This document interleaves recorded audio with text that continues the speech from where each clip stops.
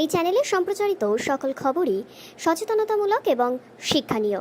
কোনো কিছুই প্রভাবিত নয়। ভরা বর্ষার সুযোগ নিয়েই রাতের অন্ধকারে মহিষ পাচারের চেষ্টা। বিএসএফ এর হাতে আটক 2 বাংলাদেশি পাচারকারী। ধৃতদের হাবিবপুর থানায় পুলিশের হাতে তুলে দিয়েছে বিএসএফ। উদ্ধার করা হয়েছে 16টি মহিষ। মালদার ভারত বাংলাদেশ সীমান্তবর্তী হাবিবপুর থানার এমনই কিন্তু চিত্র। কাদারিপাড়ার ঘটনা এটি। কাঁটাতারহীন এলাকা দিয়ে রাতের অন্ধকারে মহিষ পাচারের চেষ্টা, তাও কিনা ভরা বর্ষায়।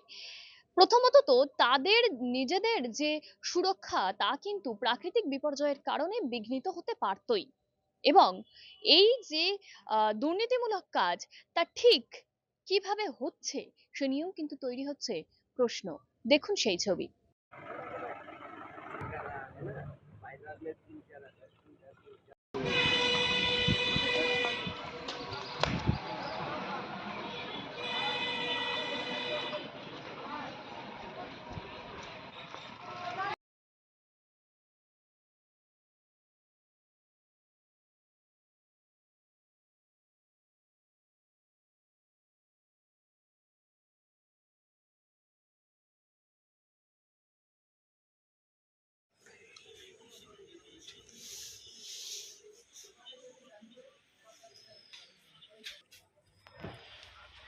আমাদের এখানে থাকার ব্যবস্থা নেই, একটা এটা ব্যবস্থা কিছু স্যার।